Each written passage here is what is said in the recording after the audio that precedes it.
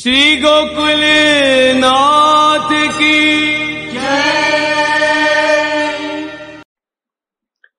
चिंता संतान हंतारो यत्पादाम्बुजरेणवः स्वीयानान्तान् निजाचार्यान् प्रणमामि मुहुर्मुहुः यदनुग्रहतो जन्तुः सर्वदुःखादिगो भवेत् तमहं सर्वदा वन्दे श्रीमद्वल्लभनन्दनम् ज्ञानतिमिरान्धस्य ज्ञानाञ्जनशलाकया चक्षुरुन्मीलितं येन तस्मै श्रीगुरवे नमः नमामि हृदये शेषे लीलाक्षीराब्धिशायिनं लक्ष्मीसहस्रलीलाभिः सेव्यमानं कलानिधिं चतुर्भिश्च त्रिभिस्तथा षड्भिर्विराजते योऽसौ पंचधा हृदये मम गोकुलस्य सदा गोप्ता पुष्टे सुपथरक्षिता जनितातुर्यवंशस्य गोकुलेशं नमाम्यहम् श्रीगोकुलपतेर्नित्यं शुभदम् आस्पदं महत् श्रीवल्लभमते निष्ठं तुर्यपीठं वयन्नुमः यस्य दर्शनमात्रेण भवेन्नेत्रोत्सवो नृणां सदानन्दस्वरूपं तं देवकी नन्दनं नुमः निःसृत्येयन्मुखाम्भोजात् दर्शनं दर्शनं भवेत् पथ संदर्शकं भक्त्या देवकी नन्दनं नुमः अविद्यारूप संसारे सुविद्या प्रापको जनान् देवकी सुतपादानां पादरेणुर्प्रसीदतु बुद्धिप्रेरक कृष्णस्य पादपद्मं प्रसीदतु ध्यानासमर्थ जीवानां अस्माकं सर्वदा स्वतः।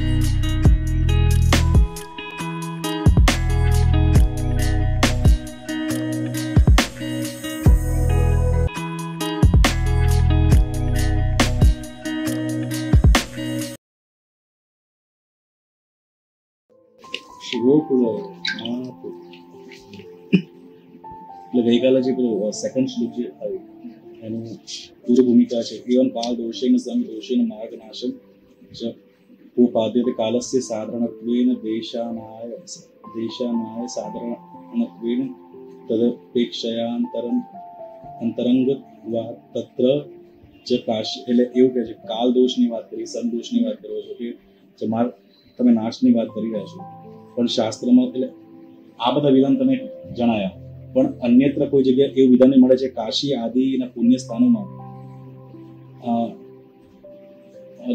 લોકોના મધ્યે મથુરા એ ધન્ય સૌથી ઉત્તમ છે શાસ્ત્ર એવું કહે છે ત્યાં આગળ જન્મથી મૌનજી વ્રત મૃત્યુ દાહ સંસ્કાર ઇત્યાદિ જે લોકો કરી રહ્યા છે આ ચાર રીતે એમને મુક્તિ તો મળી જ રહી છે ઇત્યાદિ વેદશ વાક્ય સાક્ષાત સાધન તત્વસ્ય એટલે આ બધા વચનોથી એટલું સિદ્ધ થાય છે કે દેશાન પુણ્યાન સ્થિતિ મત ભક્તિ સાધુભિ શિતાની એટલે આવી જગ્યાએ પુણ્ય ક્ષેત્રોમાં રહેવાથી જીવનો ઉત્તર સાધુ લોકોનો ઇત્યાદિ વાક્ય માર્ગન કુલ સત્યા પ્રતિતિ એટલે આ તમે જે બધી વસ્તુનું એમ કહે છો કે ટોટલી નાશ થઈ ગયું છે તો શાસ્ત્રો તો આ વચનો કહી રહ્યા છે તો એ સાધુ પુરુષો માટે અનુકૂળ સ્થાન છે ત્યાં શ્રી મહાપ્રભુજી કહે છે કે ના દેશ દોષાદિકમ પરંતુ આહુ મ્લેચ્છાક્રાંતેષુ દેશેષુ પાપૈકનિલેષુ ચ સત્પીડા વ્યગ્ર લોકેષુ કૃષ્ણ એવ ગતિ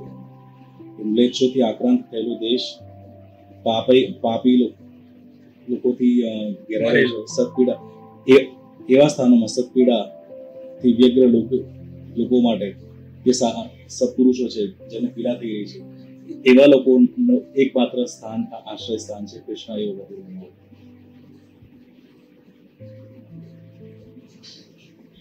દેશેષુ મ્લેચ્છૈર્યવનિ હવે આ દેશકાલની વ્યવસ્થા બતાવી રહ્યા છે દેશની એમાં એવું કે નેચો એટલે યવનો, એનું ઉપલક્ષણ એ થાય છે અતિતામ, એટલે પછી એનું યવન એટલે કોણ? અતિતામસી લોકો, એમાં બધા જ આવી ગયા. એવું નહીં ખાલી કે મુસલમાન બી હોય, કોઈ બી હોય, જીવ તામસી હોય. અને તેમાંથી આક્રાંત, તે આક્રાંતેષુ વ્યાપ્તેષુ, એટલે એવા તામસી લોકોથી સર્વત્ર સર્વ સ્થાનો આક્રાંત થઈ ગયા છે, વ્યાપી ગયા છે. વ્યાપ્તિનો અર્થ હતા, એટલે આક્રાંતનો અર્થ છે વ્યાપ્તિ. અને વ્યાપ્તિ કહેવાથી તાત્પર્ય શું છે? વ્યાપ્તરેવ તથા જ્ઞાન રૂપ સ્થિતિકમ સ્થિતિ તત્વમ, જે બી કઈ જ્યાં કઈ બી રહી રહ્યા છે, તેની સ્થિતિ કરી રહ્યા છે, એ વ્યાપ્ત થઈ રહ્યા છે. તદાજ્ઞાન રૂપ સ્થિતો, અને એવા સ્થાનોમાં એવા મ્લેચ્છોના આજ્ઞામાં રહીને લોકોને રહેવું પડતું હોય છે. એટલે શબ્દ પ્રયોગ કર્યો છે પાપ ઇત્યાદિ, પાપૈકને લઈ શું છે? કારણ કે સ્વાભાવિક છે કે જે સાધુ પુરુષ છે એમને તો હિંસા ઇત્યાદિ ના ગમે.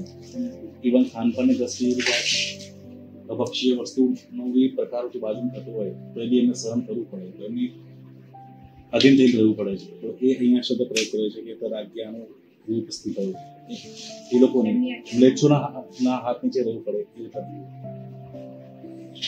એ સિદ્ધ કરવા માટે કહે છે આહુ પાપે ત્યાદિ એકી મુખ્ય રૂપાની કેવલા તત્પુરુષ ગર્ભ કર્મ ધારય.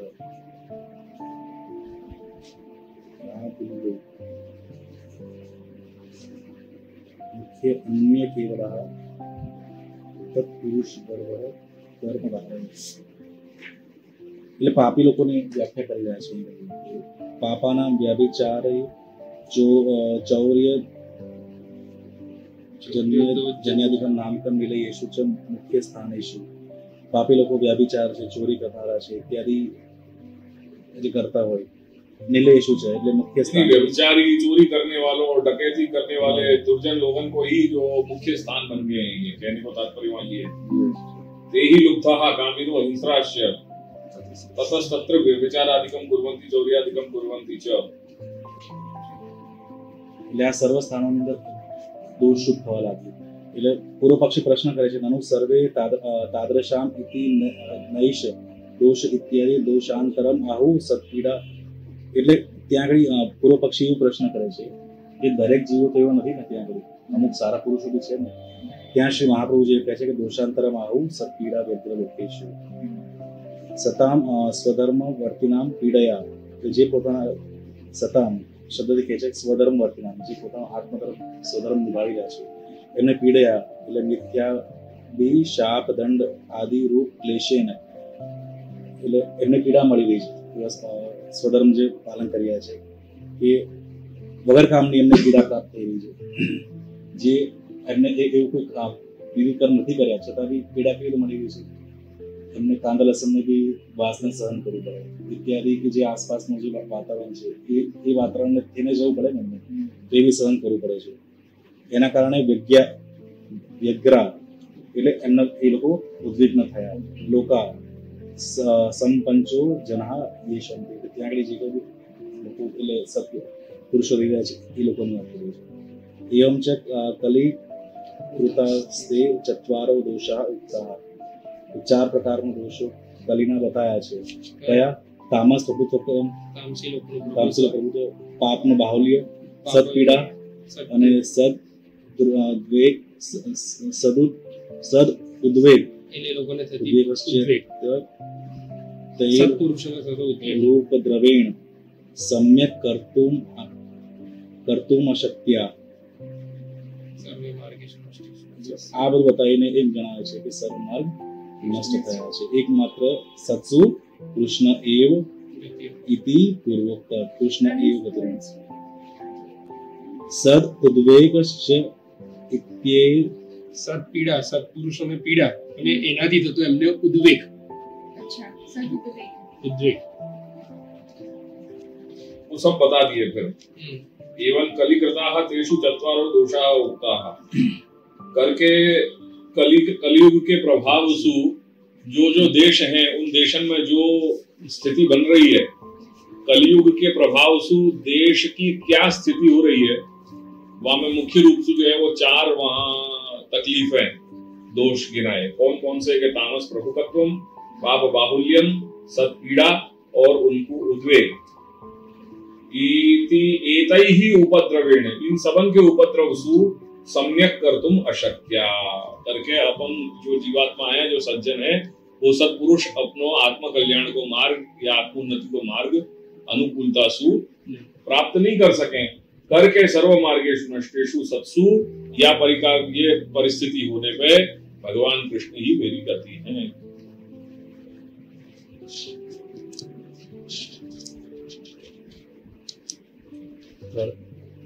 एवं कालेन देश दोषाधिकम उपाद्यम तेषां बाह्यत्वेन जलस्य चांत प्रवेश बहि संबंधाभ्याम शोधकतया देश देश उपेक्षायान्तरंगत्वात् तत्र च सद्य पुनाति गंगेयं दर्शनादेव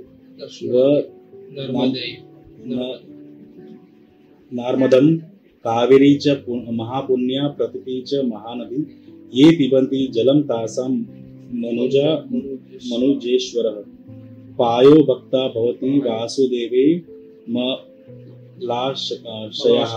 मलाशय इत्यादि वाक्यैः साधकत्व मार्ग अनुकूल प्रतीतेः तेषु तथात्म भ्रमं वारयितुं कालेन तत्रापि दोषं वदन्तः। अब देश के बाद जो द्रव्य है इत्यादि उनके लिए, तीर्थ के लिए कह रहे हैं कि गंगादि तीर्थ वर्येषु, तीर्थन में जो वर्य यानी श्रेष्ठ, उनकी क्या स्थिति है।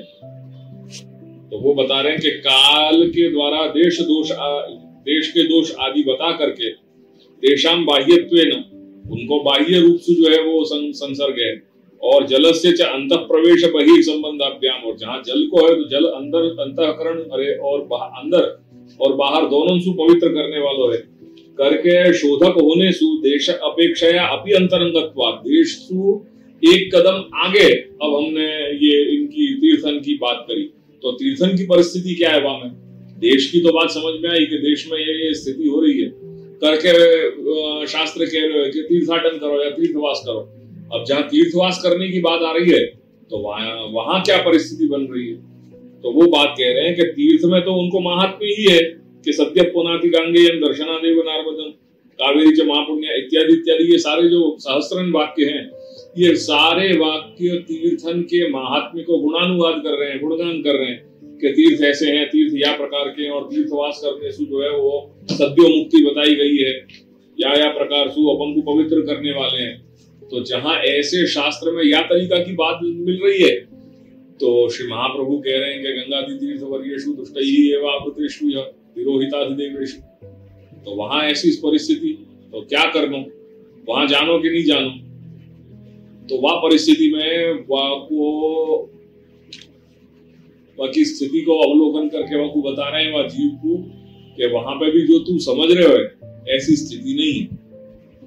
वो बता रहे हैं कि तथात्व भ्रमम वारयितुम, तो कोई को अनुकूलता लगने लग जाए तो अनुकूलता को भ्रम निवारण करने के लिए काल सु वो भी प्रभावित हो गए तीर्थ इत्यादि भी।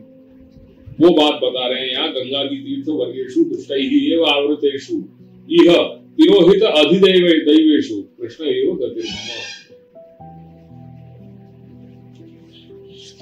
ये भारतवर्षे गंगादिनी यानी तीर्थ श्रेष्ठानि तेषु दुष्टैः कर्मणा भाव भेदेन च ये दूषिताः तैरेव वेष्टितेषु।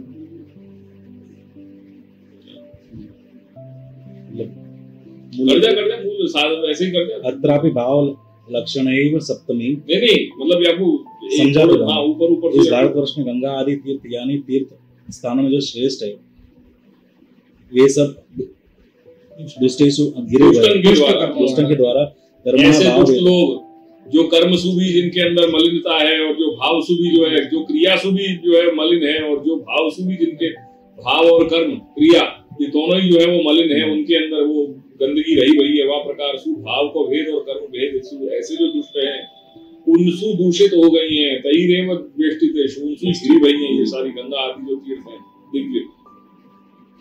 किंचहम, हाँ, तथा च किंचान हम, और वाक्य कारण वो आपको घिरे होने सु, ऐसे दुष्ट लोगन के द्वारा घिरे होने सु परिस्थिति क्या बन रही है कि उन जो गंगा आदि जो तीर्थ हैं, उन तीर्थन को जो सामर्थ्य है, जो शक्ति है, वह शक्ति की कुंठा हो गई है, कुंठित हो गई है, शक्ति वह कम हो गई है। जैसे दलो दबा दी हो जाए तो कैसे रुंध जाए, तो दलो कुंठित हो जाना यानी अवरुद्ध हो जाना। वो जो शक्ति को जो संचार जो होना चाहिए, जो तीर्थन की वायु पवित्र करने वाली है, तो ऐसी शक्ति क्या होगी वह तीर्थन में, वो शक्ति को, वो सामर्थ्य को, वो पवित्र करने की जो सामर्थ्य है, वो कुंठित होती चली जा रही है, ऐसे लोगन के कारण। ये बात जो है वो श्री भगीरथ और श्री गंगा के संवाद से ये बता दी। बाकी ये वाक्य हैं दोनों के, किंच अहम न भुवम यास्य नरा मय्याम मृगन्त्यघम मृजामि तदघम पुत्र राजन तत्र विचिन्त्यताम। ये श्री गंगा उनको कह रही है भगीरथ को, हे राजन, ये तो सोचो कि लोग पाप धोने के लिए मेरे अंदर स्नान कर रहे हैं, मैं मेरे ये पापन को धोने के लिए कहां जाऊंगी। तो ये परिस्थिति देखो कि कैसी हो रही है। तो वहां पे उनको आश्वासन करते हुए कह रहे हैं कि हे माँ, ये इतना जरूरी नहीं है कि मात्र ये स्थिति है, पर जहां अगर आसुरी या ऐसे दुष्ट लोग भी अगर वहां पे मौजूद हैं, आपके वहां पे वो कर रहे हैं, वहां स्नान कर रहे हैं आपके पवित्र जल में, तो वहां के साथ साथ वहां पे सज्जन साधु पुरुष संत महात्माएं भी तो स्नान कर रहे हैं कि नहीं कर रहे हैं। तो ये क्यों नहीं मान रहे हो कि उनके संग सु वो कहीं ना कहीं जो है वहां को एक बैलेंस बन पाएगा। तो साधवो न्यासिनः नाम सन्यासिनः, जिनने न्यास किया है सम्यक, ऐसे साधु संत महात्मा शांत ब्रह्मिष्ठ लोक पावन जो लोग हैं, वो भी अघम हरंती तेंग संगः, उनके अंग संग सु ये चीज घटित हो रही है। तस्य प्रायिकत्वात् न अयं दोषः। तो ये दोष आप क्यों मान रहे हो या प्रकार से इति अतः आहु करके, जब अगर ये बात है तो भी वहां सावधान कर रहे हैं श्री महाप्रभु की, ऐसी बात नहीं है। उनके अंदर को जो देवत्व है वो धीरे धीरे क्षीण हो तो चलो जा रहे हो, वो तिरोहित हो तो चलो जा रहे हो। जैसे अपने हर एक के अंदर एक ब्राह्मण्य रूप देवता है, एक वैश्य रूप देवता है, एक क्षत्रिय रूप देवता है, तो वो कर्म के करने से वो देव की स्थिति हो जा रही है। जहाँ कर्म लोग हो गए तो वो देवता तिरोहित हो जाए। जैसे पूजन में अपन आह्वान करें और विसर्जन करें देव को, ऐसे ही यहाँ जो देव है वो देव यहाँ से तिरोहित हो गए। तो कह रहे हैं कि देवानाम समूहो दैवम, अब वो तिरोहित आधि दैवम, तो आधि दैवम शब्द जो है वाकु खोल रहे हैं, वाकी व्युत्पत्ति कर रहे हैं कि देवानाम समूह। पहले तो दैवम, दैव कायकु कहोगे कि देवानाम समूह, जो देवन को समूह है वो भयो दैव, और यस दैवे और दैव में इति अधिदैवम, जो अधि है वो वाके अंदर, वाके अधिकरण के अर्थ में, आधार के अर्थ में वो अधि शब्द लग गयो करके बन गयो अधिदैवम। यानी देव में, दैव में जो देवन को समूह है वहां में करके वाकु और खोलो कि देव समूह है विद्यमान, जो देव रूप जो समूह है वह समूह में रहो भयो, वो विद्यमानम क्या, गंगा देहे देवता रूपम।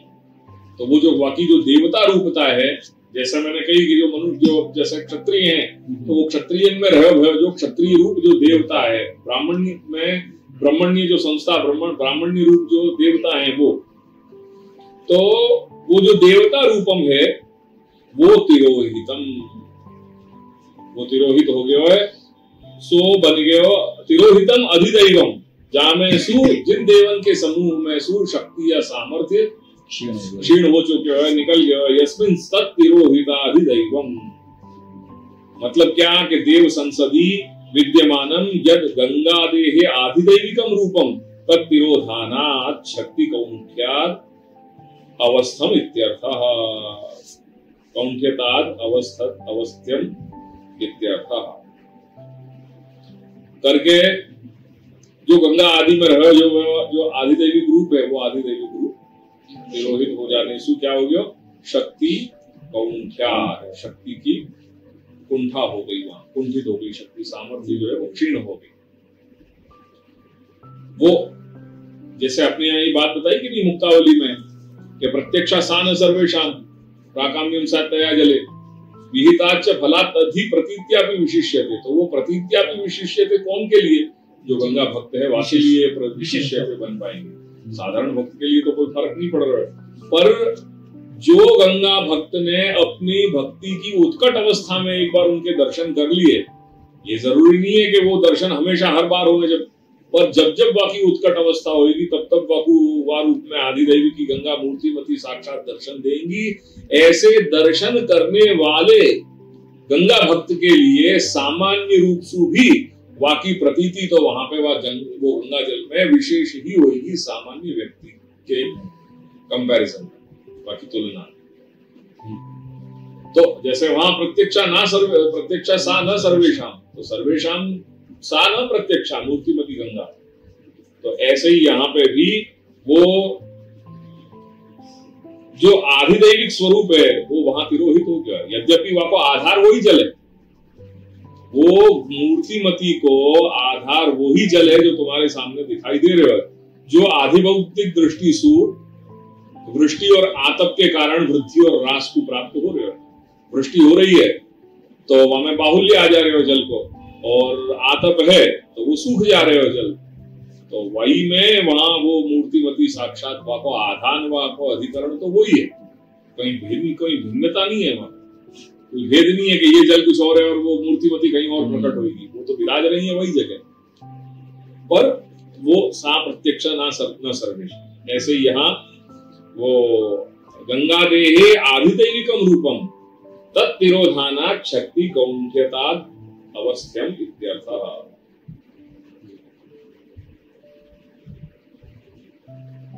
ठीक है, बस अब आपको सब छोड़ दो, मुक्ति प्रसिद्ध भवे करके, मतलब इन शॉर्ट ये बता दियो कि गंगा आदि जो तीर्थ हैं, देशन की पहले स्थिति बताई, वाके बाद द्रव्य रूप में जो गंगा आदि तीर्थ जो है वो तीर्थ की भी स्थिति बता दी कि वहां में भी ऐसी स्थिति है। कृष्ण चलो यतः परम न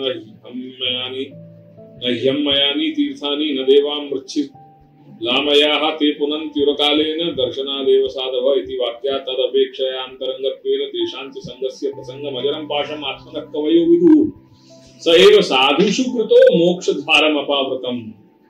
अब संत महापुरुषन की बात कर रहे हैं। सताम प्रसंगात् मम वीर्य संविदो संतः एतस्य छिन्दन्ति तत्सत्संगेन हि दैतेयाः इत्यादि वाक्यैः साधकत्व मार्ग अनुकूलत्व प्रतीते तत्र तथात्व भ्रम वारितुम कालकृतम सत्सु। चलो अब कुछ नहीं तो अब यहाँ देश तू भी एक और आगे अपन आए, देश तीर्थ इत्यादि। अब हमें जो सज्जन पुरुष हैं उनको संग करने की जब बात कर रहे हैं, वैसे भी श्री महाप्रभु कहेंगे कि अतस्था स्थेयम हरिस्थाने तदीयैः सह तत्परैः। तो अब क्या कह रहे हैं यहाँ विषय में, यहाँ पर कर्ता के रूप में आए वो एक देखो ये वाक्य वो हर जगह रिपीट हुए इत्यादि वाक्य साधकत्व मार्ग अनुकूलत्व प्रतीते है तेषु तथात्व भ्रम वारयितुं कालेन तत्रापि दोषम वदन्तः। ठीक है, अगेन यहाँ में नंबर 2 में देखियो या के प्रतीते है प्राप्तम तथात्व भ्रमम वारयितुं कालेन देश दोषादिकम वदन्तः। हर एक की उत्थानिका में ये बात रिपीट होती चली जा रही है। अगेन अब वो हमें मात्र जो विषय है वो बदल गया, वहां देश गंगा आदि तीर्थ, अब यहाँ पे सज्जन की बात आ गई तो उनको आ गया सत्सु।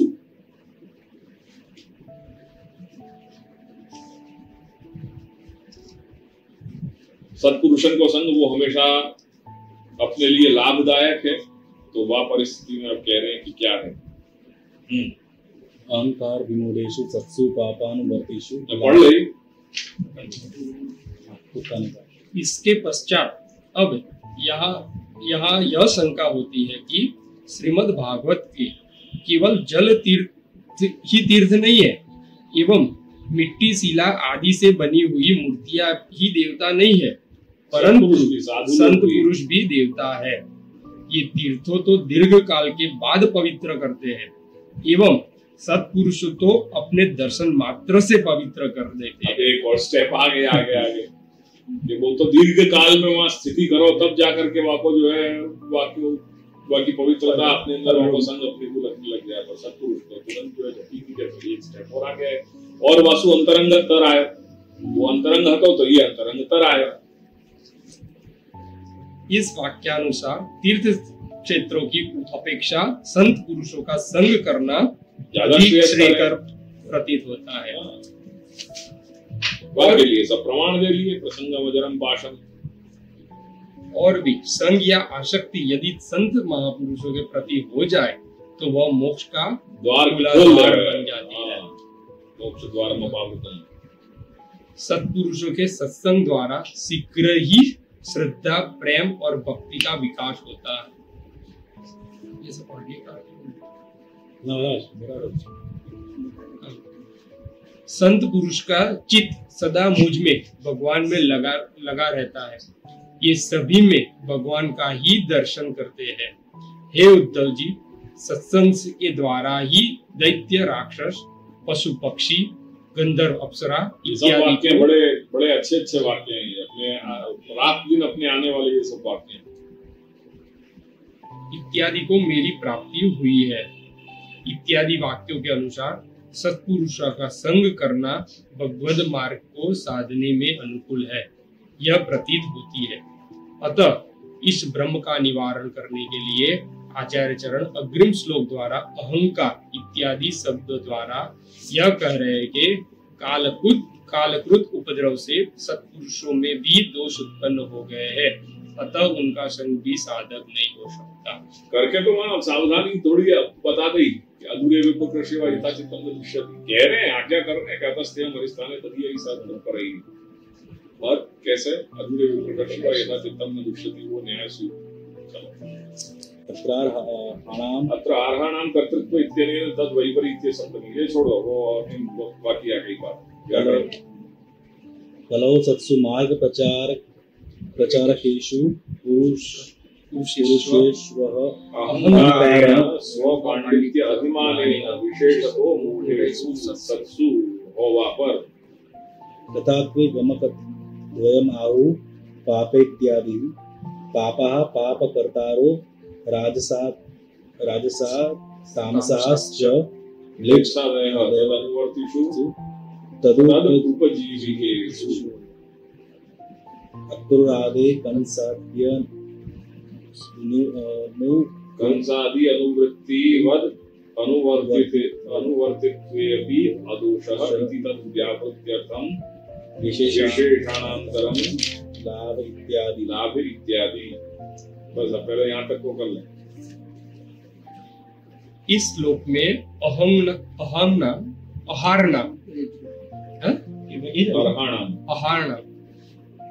कर्तृत्व सूत्र के द्वारा विपरीत अर्थ में सप्तमी विभक्ति माननी चाहिए।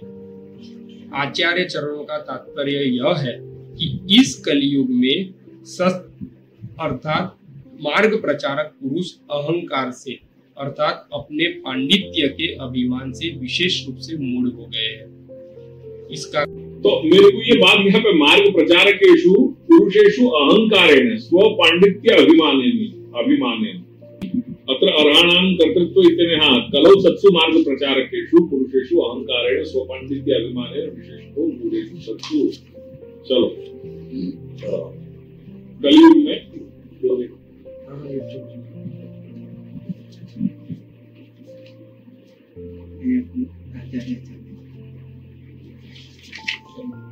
चौथे श्लोक के नीचे आचार्य ग्रहण का तात्पर्य यह है कि इस कलियुग में सस अर्थात मार्ग प्रचारक पुरुष अहंकार से अर्थात अपने पांडित्य के अभिमान से विशेष रूप से मूढ़ हो गए।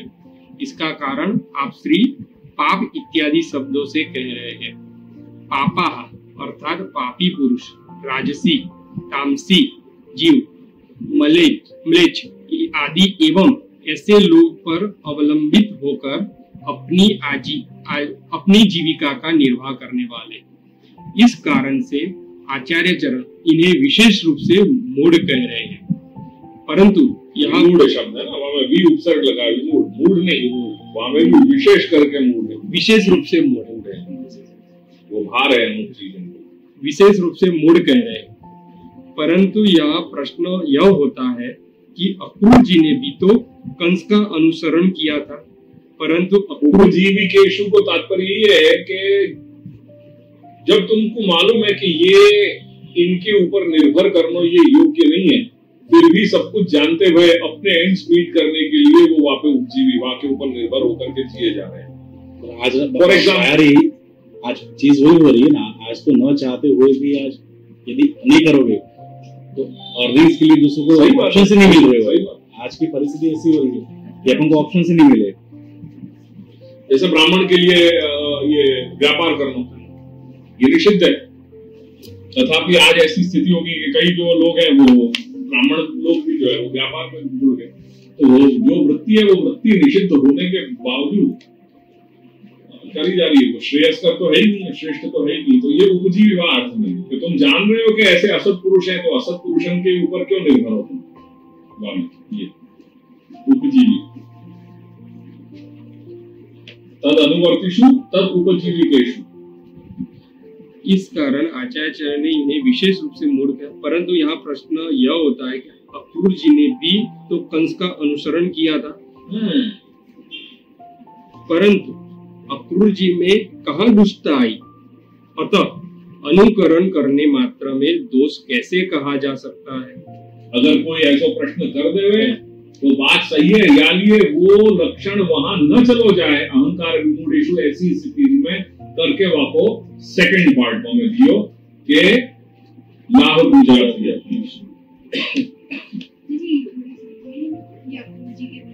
ऐसे कोई लक्षण जब आप कर रहे हो, वो लक्षण जो तुम एक्सप्लेन करना चाह रहे हो वहां में सही बैठ रहे हो या नहीं बैठ रहे हो? कहीं अव्याप्त हो जा रहे हो या अतिव्याप्त हो जा रहे हो? अतिव्याप्त हो जा रहे हो ट्रांसग्रेस करके तुम्हारा जो निशाना है वह निशाने से और आगे चले गए हो, या अव्याप्त हो जाना मतलब जो तुम्हारा निशाना है वासु आगे कहीं चलोगे, एग्जैक्टली तुम्हारा जो टारगेट है वहां टारगेट पर नहीं लगे।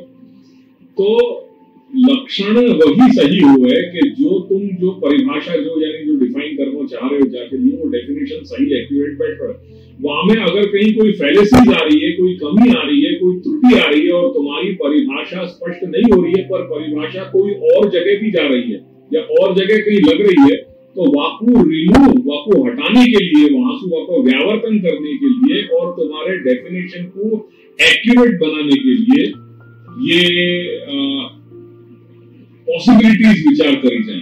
तो अहंकार विमूढ़ेषु, जैसे आज फॉर एग्जांपल बहुत एक तो उदाहरण दे रहा हूं कि रावण के साथ विभीषण भी हते कि नहीं होता था, तो ऐसे ही वहां कंस के वहां पे भी अक्रूर जी जैसे संत भी वहां पे उनके वहां पे कार्य कर रहे थे, उनके साथ जुड़े हुए थे, उनसे पोषित थे। तो बहुत कुछ कार्य जो है वो सब तो उपजीवी को अर्थ यहाँ जो बताया ना कि म्लेच्छा रहेगा।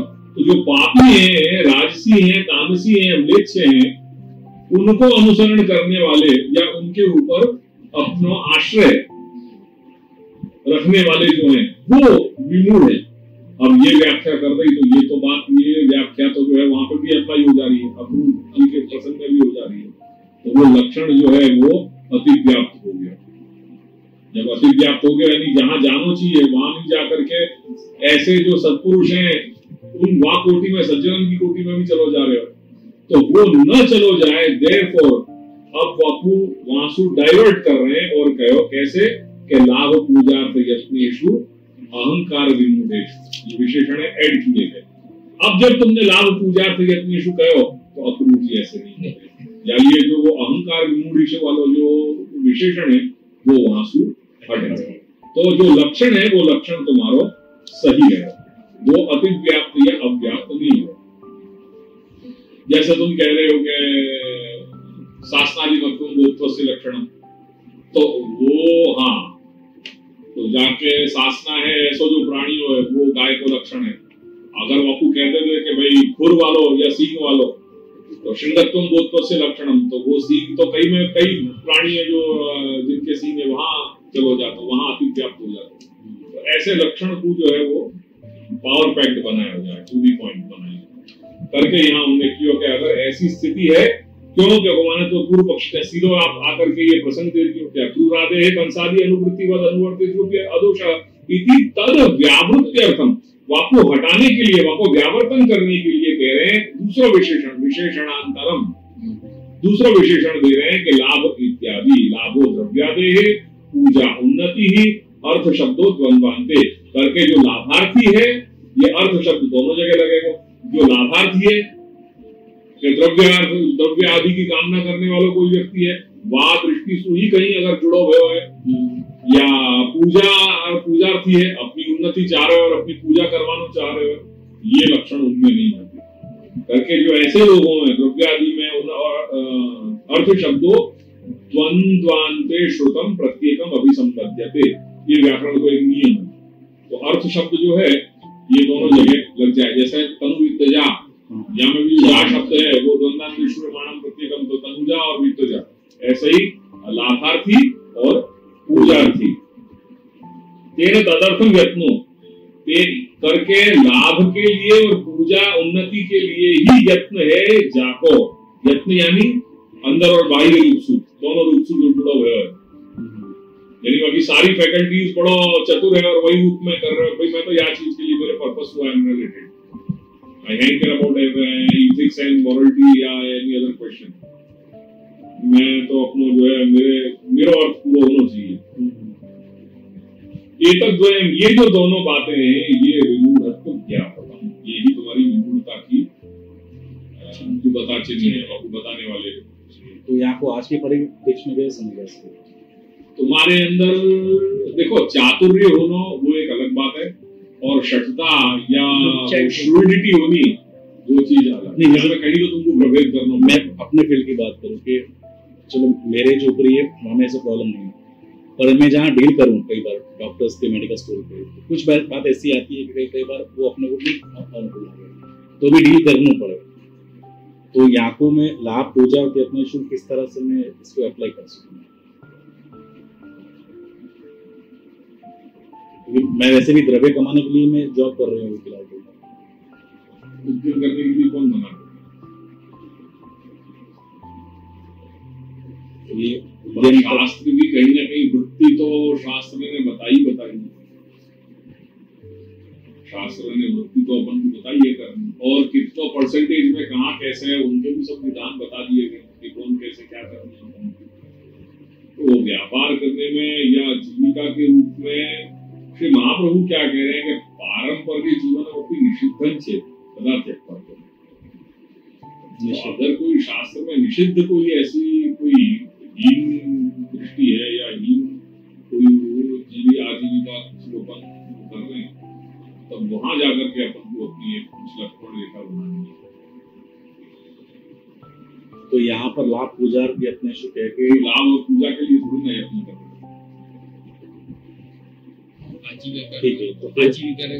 हाँ, એટલે એ વસ્તુ એટલે આ વચનથી પુલ આઉટ कर दिया आपने।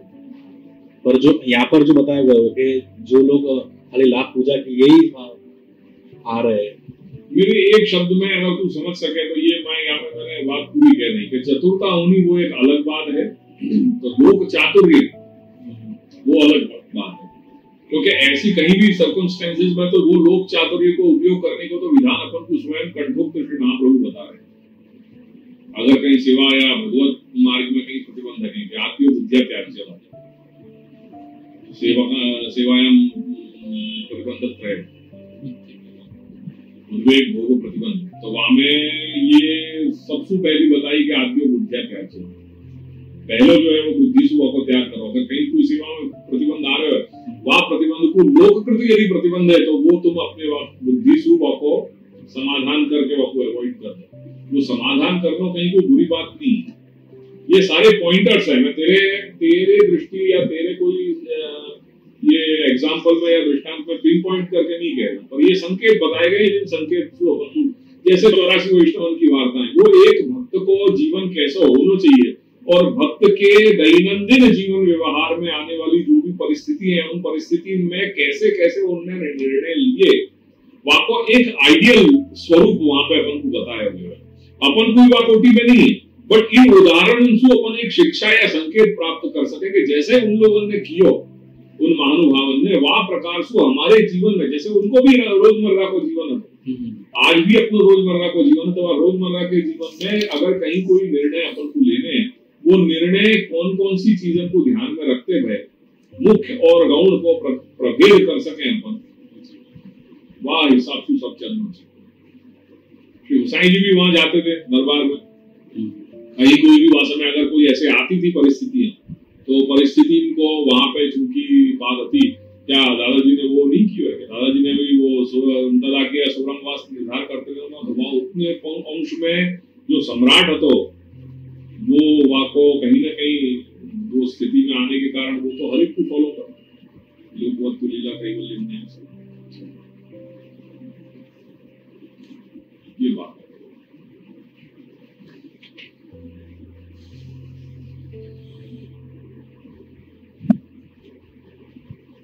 तथा च मार्ग प्रचारकेषु एतादृशेषु जातेषु सताम अभावात् संगो दुरापः दुरापास्तः इति सर्वमार्गेषु नष्टेषु कृष्णः एव इति पूर्ववत्। अतः परम सताम दुर्मिलतया तद उपेक्षया मंत्र साधन जप आदि स्वमात्र साध्य तयांतर अंतरंगत्वात् च परिहार्य वेदांस्त्रीन् कर्माणि विहितानि च गायत्री मात्रम् आश्रित्य द्विजो भवति निर्भयः। गायत्रीहीन वेदास्तु सांगा अपि च निष्फलाः। सर्वेषां वर्णेषु तथा श्रमेषु नारीषु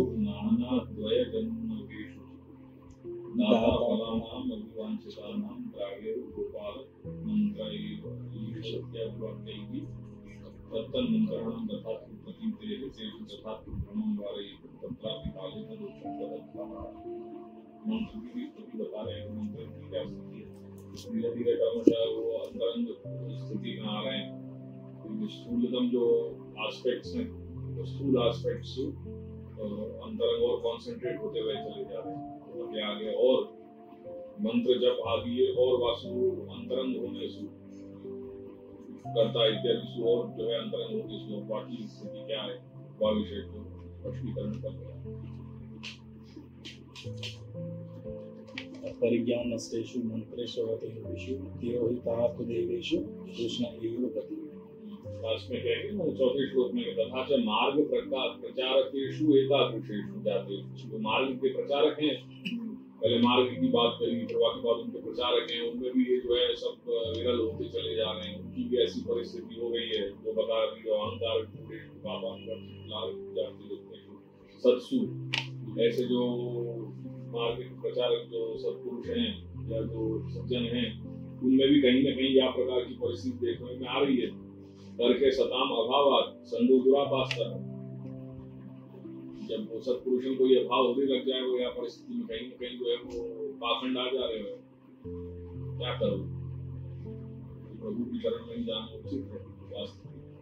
अब आगे कह रहे हैं कि चलो या जो और अंतरंग कहीं अगर बात करें कभी, अगर मार्ग प्रचारक जो लोग हैं या जो महत्पुरुष हैं उनकी अगर या परिस्थिति या प्रकार से ये परिस्थिति हो रही है, तो कम से कम वेद शास्त्र में मंत्रन को तो जो है वो मंत्रन की स्तुति वाकी स्थावरता उनको महात्म तो सर्व जगह विदित है। तो वास्तविक में और कुछ नहीं, तो मंत्रन के द्वारा ही मंत्रोच्चारण करने से या मंत्रोपासना करने से वह परिस्थिति को वो आत्मकल्याण के मार्ग पे हम प्रशस्त होना चाहें तो वास्तविक में क्या क्यों के प्रमाण मिल रहे हैं ऐसे सब। गायत्री मात्र को आश्रय करने से जो है वो निर्भयता को प्राप्त कर जाए, अभय को प्राप्त करे। गायत्रीहीन वेदा जो है वो अंग उपांग सहित जो भी वेद हैं अपने ब्राह्मण आरण्य उपनिषद आदि सारे अंगन सहित भी जो अगर संपूर्णता वाले जो वेद हैं वो वेद भी कहीं ना कहीं यदि गायत्री सुहीन है तो वो कोई मतलब के नहीं। तो गायत्री जो है वो वेद माता है, बीज है। करके गायत्री ही वेदास्तु सांगा अपि च निष्फलाः। सर्वेषु वर्णेषु तथा आश्रमेषु नारीषु नाना द्वय जन्म भेषु च दाता फलानाम अभिवांचितानाम रागेव गोपाल मंत्र का। गोपाल को ऐसा महात्म्य है या मंत्र को तो यहाँ कहीं पे भी कोई जो है वर्ण इत्यादि जाति आश्रम इत्यादि कहीं कोई आपको बाधक नहीं होगा। जैसे अपन अपने यहाँ के अष्टाक्षर महामंत्र है, वो महामंत्र को कोई भी परिस्थिति बाधा नहीं दे रहे, तो कोई भी परिस्थिति में अनुकूल प्रतिकूल आपद निरापद सारी स्थिति में वाकु कोई स्पर्श नहीं है। तो शुभ अशुभ कहीं पर भी वो सब चीजें से ऊपर उठा हुआ है। ऐसा जैसे वेद में ये कहें कि ये जो उत्तम अंग है ब्राह्मण को, ये सबसे ऊपर उठ करके या को कहीं वैसे अशुचि अवस्था में भी या को अपन कर्ण पे लपेट करके या अंग को जो है और सारी चीज पवित्र माने, और अंग जो है अपवित्र परिस्थिति में भी ये करने से वो उत्तम अंग जो मस्तक है वो मस्तक से अपन कोई भी उच्चारण, वो भगवत उच्चारण या देव संबंधी कोई भी कार्य जो है वो राग व्यवहार किया जा सकता इन एक्सट्रीम केसेस। वो बात तरीका से यहाँ कह रहे हैं कि ये मंत्र की स्थिति है कि तत्तन मंत्राणाम तथात्व प्रतीते है, हमें उत्तमता वाकी बताई जा रही है मंत्र की। तो वो जो है वो कहीं ना कहीं मनुष्य को जीवात्मा को साधक को बाकी नैया पार लगा देगा। तो ऐसी स्थिति में तथात्व प्रतीत है, अगर वो बा प्रकार की प्रतीति होती हो तो तथात्व भ्रमम वारयु, तुमको तुम्हारी कहीं भ्रमणा है, वो बात को दर्शाते हुए कालकृत दोष मंत्र में भी कहीं ना कहीं जो है वो जा रहे हो। और वास्तव में क्या करना है, क्या ज्ञान मंत्रेषु अव्रत योगिषु पुरोहितार्थ जीवेषु उपर्युक्त परिस्थिति में सत्पुरुष मिलने तो दुर्लभ हो गए हैं, अतः इन्हें ढूंढने का प्रयास करने से तो अच्छा यह रहेगा कि भगवत प्राप्ति के लिए मंत्र जप इत्यादि साधन कर लिए जाए, क्योंकि कम से कम इनमें किसी और की अपेक्षा नहीं है। स्वयं में अपने आप को ही अपने आप में ही ये पावरफुल है और अपने आप में आप ही किया जा सकता है। अतः सत्संग की अपेक्षा इन पर निर्भर रहना अधिक श्रेयकर लगता है। और भी तीन वेदों को भी छोड़ दिया जाए, विहित कर्मों को भी छोड़ दिया जाए, परंतु केवल गायत्री मंत्र का जाप करते रहने से ब्राह्मण निर्भय हो जाता है। भले ही अंग सहित वेदों का आचरण करे, परंतु गायत्री मंत्र के जाप के बिना यह निष्फल ही है। समस्त वर्ण आश्रम स्त्री नाना प्रकार के पुनर्जन्म के भयभीतों को वांछित फल देने वाला एवं रक्षा करने वाला गोपाल मंत्र ही है। इत्यादि वाक्यों के अनुसार ये मंत्र जाप आदि धर्म को साधन में अनुकूल प्रतीत होते हैं। अतः इस भ्रम का निवारण करने के लिए आचार्य चरण कालकूट उपद्रव के कारण इन मंत्रों में भी दोष बताते हुए अपरिज्ञान इत्यादि शब्दों से कह रहे हैं। ठीक है, चलो। अपरिज्ञान नष्टे स्व इति अत्रापि पूर्व वदनुसंगो भावलक्षणा सप्तमे च मंत्रस्य च परिज्ञानम ज्ञानम इति एकादशीये भगवद्वाक्यात् परिज्ञानेन मंत्र शुद्धिः परिज्ञानम नाम गुरु उपसत्यादीनां विधानन्यास पाठार्थ तात्पर्य विनियोगादीनां निर्धारस्त परिज्ञानम नाम गुरु उपसक्ति आदिना विधान न्यास पाठार्थ तात्पर्य विनियोग आदि नाम निर्धार। ये सब मंत्र के प्रक्रिया है, प्रोसेस। तो मंत्र यूं ही फलित नहीं होएगा। जैसे अपने यहाँ सारे जितने भी ये सहस्र नामावली इत्यादि जो नाम पाठ के स्तोत्र है, नाम पाठ, उनमें सब चीज को उल्लेख है कि नहीं? ऋषि कौन है, वको बीज क्या है, कौन से छंद में वको निबद्ध किया है, वको फल क्या होगा, विनियोग काय में है, ये सब चीज की विनियोग हो, भक्ति होगा, समझ इत्यादि ये सब बता दिए वहां पे। तो ऐसे ही वो ये बता रहे हैं कि ये परिज्ञान क्या है। मंत्र को परिज्ञान होना जरूरी है। परितः ज्ञानम सर्वतः ज्ञानम, वो परिज्ञान को तात्पर्य क्या है कि गुरु उपसक्ति आदि ना, गुरु के पास रह करके और उनकी सेवा टहल चाकरी करते हुए उनके मुखारविंदसु विधान मंत्र को विधान न्यास पाठार्थ तात्पर्य विनियोग आदि नाम निर्धारः, ये सब करना जरूरी है। अगर ये नहीं होएगा तो तद अभावो अपरिज्ञानम, इन सब के अभिमान में मंत्र को तुमको परिज्ञान ही नहीं हो पाएगा। तेरह नष्टेषु वो स्थिति आ जाएगी। मंत्र जारूप में काम करना चाहिए तो मंत्र काम नहीं करेगा।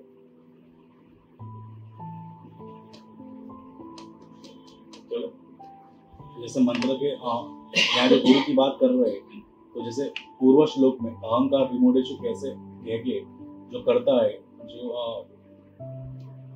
हुआ रहे नहीं, यानी ये जो विफलता दिखाई जा रही है हमें करके वो सिद्धियां सब जाती रही ना। अपने यहाँ अपने भारतवर्ष की बहुत सारी विद्या, 64 विद्या में से बहुत सारी विद्या जो है उनमें से चमत्कृति जाती रही। वो मात्र एक जानकारी के लेवल तक ही सीमित रहेगी।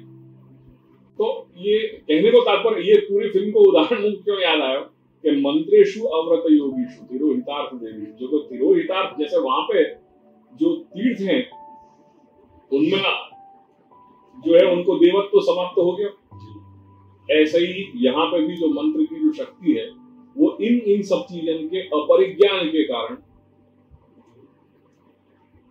वो अकार्यकारी हो गए। नहीं तो वो शक्ति है इन मंत्रों की, और इनको क्योंकि पूर्ण अपने पास ज्ञान नहीं है, परिज्ञान नहीं है, करके वो अपन अनुष्ठान नहीं कर सके, वो सिद्ध नहीं कर सके, बाकी इनको ताकत तो रही। तो यहाँ में अपन डिफाइन कैसे डिफाइन कर सके अष्टाक्षर मंत्र को, रोमसम मंत्र?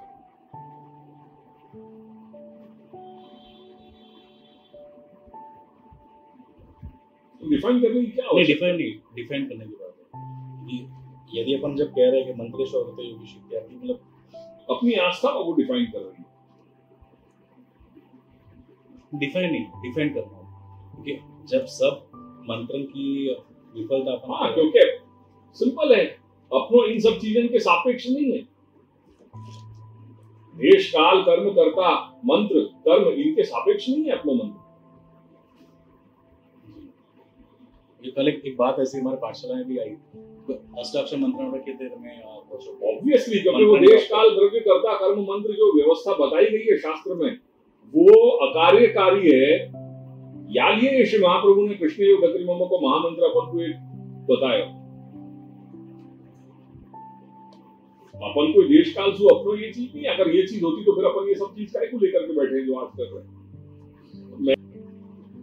और क्या अपन जो श्री प्रभु ने जो लीलाएं करी, वो लीला पुरुषोत्तम जो वहां पे ब्रज में जो जितनी भी जो लीलाएं करी है, वो लीला वास्तव में कौन ने वहां कहा, तो सब साधन तो होते, वहां कौन से उनने साधन किए? परिज्ञान नाम गुरु शक्ति राम विधान न्यास पाठ। हाँ भाई चल, परिज्ञान नष्टेषु इत्यादि शब्दों की व्याख्या कर रहे हैं। इसमें भी पहले की भांति गौण अर्थ एवं भाव लक्षणा सप्तमी विभक्ति माननी चाहिए। श्रीमद् भागवत के एकादश स्कंद में कहे मंत्रों का अर्थ भली भांति रूप से समझकर हृदयगम कर लेने से मंत्र की शुद्धि होती है। इस भगवत वाक्य के अनुसार मंत्र को भली भांति समझ बूझ लेने से मंत्र की शुद्धि होती है। परिज्ञान का अर्थ है गुरु के शरणागत होकर मंत्र के विधान, मंत्रों का न्यास, मंत्र पाठ का अर्थ, मंत्र का तात्पर्य, मंत्र का विनियोग या कहा करना इत्यादि समस्त बातों का परिज्ञान होना, ज्ञान होना। जहाँ इन सभी बातों का ज्ञान नहीं है, यह अपरिज्ञान है। एवं आचार्य चरण आज्ञा करते हैं कि अपरिज्ञान के कारण मंत्रों का प्रभाव नष्ट हो गया है। भले ही परिज्ञान में मंत्र शुद्धि, परिज्ञान से ही मंत्र की शुद्धि बताई गई है। और जब शुद्ध नहीं है, अशुद्ध अवस्था में आ गए तो वो जारूप में आपकी असर होनी चाहिए, वो असर नहीं। भले ही मंत्रों का उच्चारण सुनाई दे रहा हो, तथापि पूर्ण शुद्धि न रखने के कारण ये मंत्र अपने सत्य स्वरूप का दर्शन नहीं देते। स्वरूपस्य श्रावणत्वे शुद्धि अभावेन उतत्व पश्यन् ददर्श वाचन इत्यादि वद अदृश्यमानेन। ये कहाँ को है भागवत? इसका प्रमाण ऊपर एक दिया है 11, 21, 15। वो तो वहाँ को है मंत्र से जैसे इसका निकालो। जैसे कि कोई सुंदर स्त्री सुंदर वस्त्र धारण करके अपने आप को केवल अपने पति के आगे ही समर्पित करती है और कोई अयोग्य व्यक्ति उसे देखते हुए भी देख नहीं पाता और सुनते हुए भी सुन नहीं पाता। इस वाक्य में कहा गया है, वैसे ही अशुद्ध कर्ता मंत्रों के वास्तविक स्वरूप को देख सुन नहीं पाते। ये सरस्वती कल के जो ऋषि हैं यहाँ पे वो मंत्र को दर्शन कर पाते।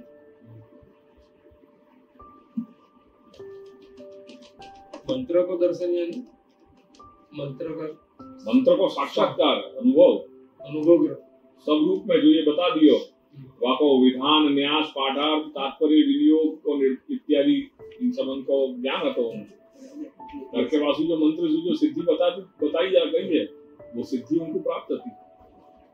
विधान न्यास मतलब कोई भी चीज को विधान के ये करनो, न्यास वाकु सिद्ध करनो, बाकी पूरी प्रक्रिया जो अपन सिद्ध कर रहे हैं, जैसे इतने हजार बार मंत्र को उच्चारण करना हो तो सिद्ध करना व्यवस्थापन कैसे? हाँ पाठ तात्पर्य विनियोग कारण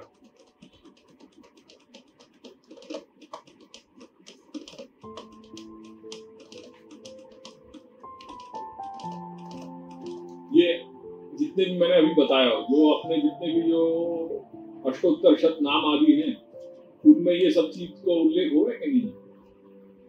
ऋषि कौन है, और तो विनियोग क्या है, और तो फल क्या है, सिद्धि क्या है, छंद कौन सा है, ये सब बात सम्यक ज्ञान समझ पूर्वक पाठ करो तो एनु फल છે बाकी एनु फल जब तक अपन को ख्याल नहीं है तब तक अपन को उच्चारण हुआ रूप में कर सके। और जब अपन को ये सब चीजें को आभास होने लग जाए तब वो वाकी मंत्र रूपता जानते हुए कि ये क्या है वाकु गुप्त रूप में वाको अस्फुट उच्चारण शुरू करना चाहिए। धीरे पूरी प्रोसेस है साधना की। एप्लीकेशन ख्याल होनी चाहिए कि ये कहाँ अप्लाई हो रही है। नवरत्न को अपन लौकिक क्लेशन को निवारण के लिए करेंगे तो वो फलित नहीं होगा।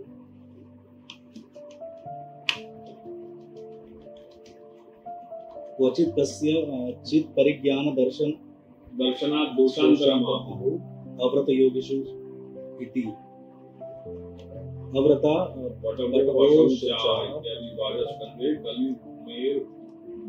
कलि धर्मेषु पूर्वे मंत्रोपाकरण दशायाम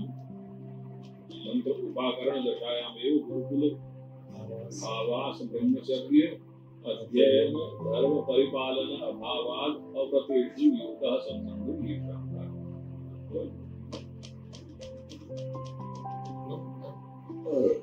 अब चलो मानो कि कहीं मंत्रों का परिज्ञान भी दिखाई देता हो तो आचार्य चरण अव्रत योगीशु इत्यादि शब्दों से दूसरे दोष को भी बता रहे हैं। श्रीमद् भागवत के 12 स्कंद में कलयुग में ब्रह्मचर्य व्रत से रहित एवं अपवित्र रहने लगते हैं। यह बात कलयुग के धर्मों के अंतर्गत कही गई है। अतः मंत्रों की आरंभ दशा में ही गुरुकुल में आवास ब्रह्मचर्य अध्ययन को परिपालन आदि ये सारी चीजें को अभाव देखने में आ रहे हो। ऐसी स्थिति में कहाँ हो परिज्ञान हो भी जाए मानो मंत्र को तो भी क्या करेंगे।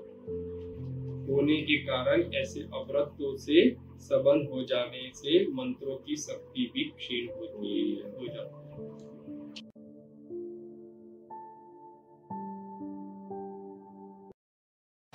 आश्रय को पता दृढ़ चरणन केरो भरोसो दृढ़ चरणन केरो श्रीवल्लभ नख चंद्र छटाबिन सब जग माझ अंधेरो भरोसो दृढ़ चरणन केरो साधनोर नहीं या कली में जासोत निवेरो। सूर कहाँ कहे द्विविध आंधरो, बिना मूल को चेरो भरोसो। दृढ़इन चरणन केरो, दृढ़इन चरणन केरो भरोसो।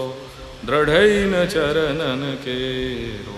जय जय श्री महापुराण कमले बिना, जय श्रीमद गोपीनाथ प्रभुचरण कमले बिना, जय श्रीमद विठलनाथ प्रभुचरण कमले बिना, जय श्रीमद गोकुलनाथ प्रभुचरण कमले बिना। श्री गोकुलनाथ की जय।